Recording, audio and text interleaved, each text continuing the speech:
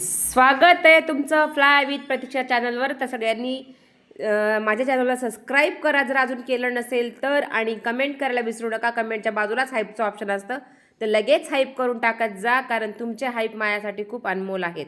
तर आजचा व्हिडिओ सकाळपासूनच थोडासा केला आहे मी. सकाळी सकाळी भांडे घासले, किचन वाटा धुतला, आवरलं सगळं, आणि नंतर गेली आंघोळीला. पण आंघोळीला जाता आमचे विकास सर ऑफिसमध्ये बसले होते आणि सकाळी 9 वाजता त्यांचं ऑफिस चालू, पण मी तिकडं काही डोकवत नाही. पण आज मला चला तुम्हाला दाखवूया ऑफिस आणि घर कसं असतं. तर बघा आमची comedy. Daji in office. Office यहाँ है और घर यहाँ है, घर यहाँ है, ऑफिस यहाँ है. लेकिन अभी लंच ब्रेक जब तक नहीं होता दाजी ऑफिस से बाहर नहीं निकलते. हो ना दाजी? दाजीच्या तोंडामध्ये गुलाबजामुन आहे आता सध्या, लाल लाल काळे काळे बनवलेले ते. त्याच्यामुळे आवाज निघत नाही घशातनं. फक्त मी एकटी असेल तेव्हा मोठमोठ्याने आवाज निघतो, माहितीये का? मला भांडायला, ओरडायला, असं इथं बोला म्हणलं की आवाजच निघत नाही.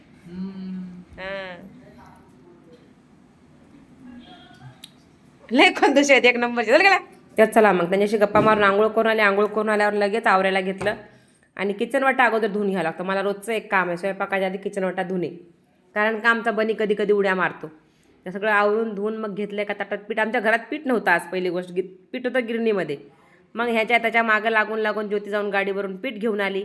मग पीठ आणल्याबरोबर त्यात मला एक चांगलं काय वाटलं की पीठ आमचं आज मस्त जरा जाडसर दळून दिलं होतं त्याने, खूप बारीक दळण होतं. मग पटकन पीठ घेतलं आणि त्याच्यात पिठामध्ये रवा टाकायची काही गरज नव्हती, पण तरी पण मी थोडासा मुठभर रवा घातला. हिंग घातली, कारण मला हिंग आवडते. हिंगाचा एक फ्लेवर वेगळा आहे. त्याच्यामध्ये हळद घातली, थोडं मीठ घातलं आणि ओवा घातला भरपूर.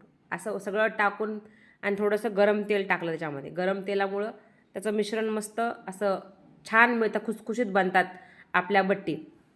त्यामुळं ते बट्टीमध्ये ते गरम तेल घालून सगळं अगोदर एकदम मिक्स करून घेतलं. सगळीकडे तेल, मीठ, हिंग सगळं सगळं सगळीकडे लागल्यानंतर मग आपला एक पिठाचा डो बनवला आणि थोडा तो घट्ट बनवला, असा पातळ नाही केला. कारण पीठ एकदम आमचं असं ज्वारीच्या पिठासारखं, म्हणजे गावाकडचे हे रेशनच्या गव्हाचं पीठ आहे, त्याच्यामुळे याचं चिकट होत नाही. मस्त असं एक उंडा म्हणून घेतला, तो बाजूला ठेवला 10-15 मिनिटासाठी झाकून.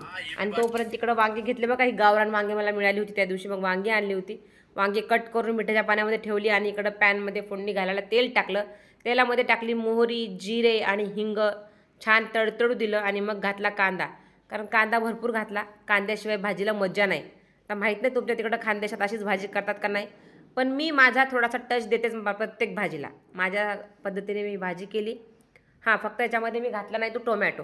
तो टोमॅटो घातल्यावर मला चव जाईल, थोडं झणझणीत खानदेशी चव त्याला आली पाहिजे म्हणलं, म्हणून त्याच्यामध्ये टोमॅटो नाही घातला. मस्त कांदा लाल परतवून घेतला, एकदम लाल, चांगला लाल भाजला. आणि त्यानंतर मी घातला त्याच्यामध्ये लसूण आणि कोथिंबीरची पेस्ट. आलं नाही घातलं, आल्यामुळे थोडंसं भाजीची चव टेस्ट वेगळी होते, म्हणून मी आलं नाही घातलं. पण लसूण भरपूर घातला, कारण या भाजीमध्ये असं खाताना लसूण लागला पाहिजे भाजीमध्ये. तर त्या पद्धतीची मी भाजी केली आहे. भरपूर लसूण आणि कोथिंबीर घालून त्याला थोडंसं भाजलं एक 5 मिनिटात, जास्त नाही. आणि तोपर्यंत इकडं बाकीची तयारी करत होते.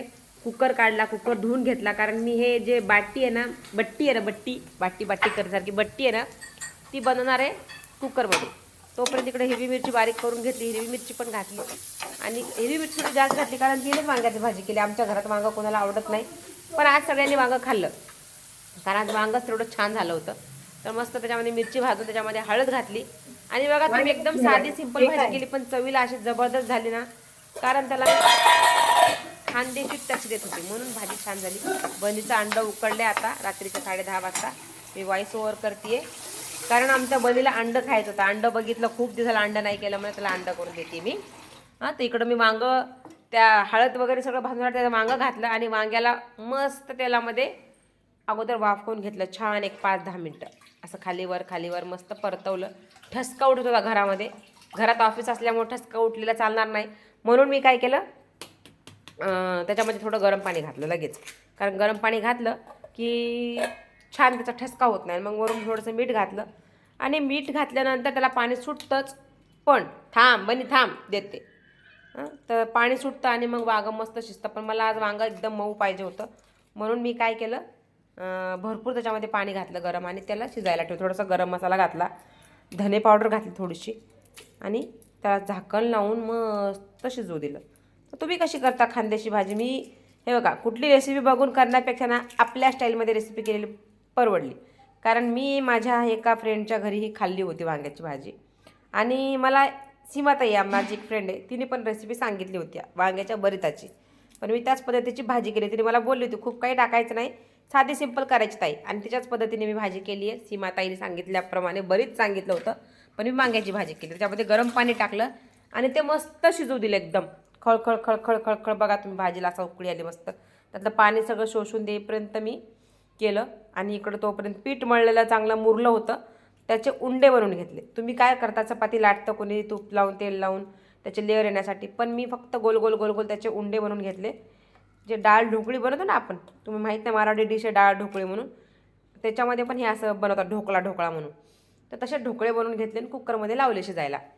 तीन तीन खाणे घेतले, त्या 3 खाण्या त्याच्यात पाणी टाकलं भरपूर आणि कुकरमध्ये शिजायला लावले. आणि शिजायला लावून त्याला 15 मिनटं मी शिजवले छान. तर 15 मिनटामध्ये एवढं छान ते उकळले होते.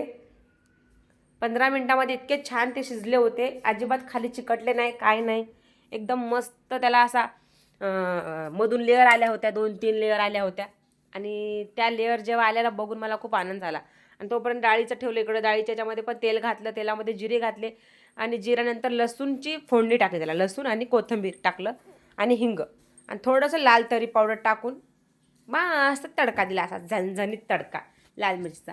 कारण मला आज मी म्हणेल ना, ह्या कलरमुळं भाजी छान वाटते. मला आमच्या एक ताई बोलल्या होत्या, तर ताई बोलल्या तुम्ही आमची डाळ पिवळी असते, पण मी म्हणलं नको, मी मेकअप आर्टिस्ट आहे, मला थोडंसं मेकअप करायची सवय आहे. तर मला डाळीचा पण कलर रेड रेड पाहिजे होता. भाजी हिरवी म्हणल्यावर डाळ लाल पाहिजे होती. माझं असं कॉम्बिनेशन होतं आजचं.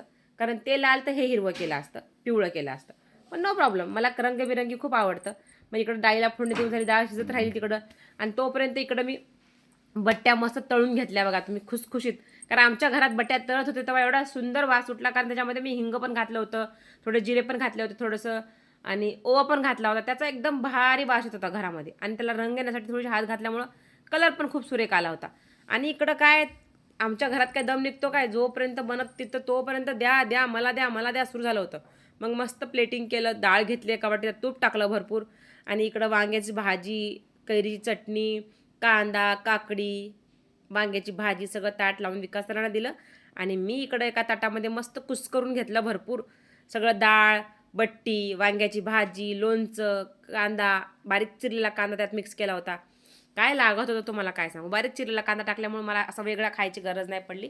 त्याच्यामध्येच सगळं मिक्स केलं होतं आणि तूप टाकलं होतं. असं कुस्करून खाल्लं ना मी पटापटा पटापटा, की मन असं म्हणजे ना त्या मनाला समाधान, एक काय सांगू त्याला, ते सांगता येत नाही, शब्दात सांगता येत नाही. ते सुख, ते खाल्ल्याचं सुख मला खूप मिळालं. कारण माझी एक फ्रेंड आहे, तिला खूप पण सांगत होते मला घेऊन चल, पण तिला काही जाणं झालं नाही. मी आज घरीच बनवून खाल्ले. तर तिने व्हिडिओ बघत असेल, नक्की सांग मला जमलं का. आणि विकास सरांना बघा टोचून टोचून खाल्लं, त्यांना म्हणत होते काला करून पहा, त्यांनी खाल्लं नाही. असो, तर आज माझ्या घरात सगळ्यांना आवडलं आणि दालबट्टी सगळी संपली. हे सगळ्यात जास्त छान सुख आहे मला, की सगळ्यांनी खाल्लं आणि सगळ्यांनी वा खूप छान झालं. अजून आता बनवत जा आठवड्याला एकदा. तर आता आमच्या घरात इथून पुढे आठवड्याला एकदा दाळबट्टी नक्कीच बनणार आहे. तुम्हाला व्हिडिओ कसा वाटला नक्की कमेंट करून सांगा.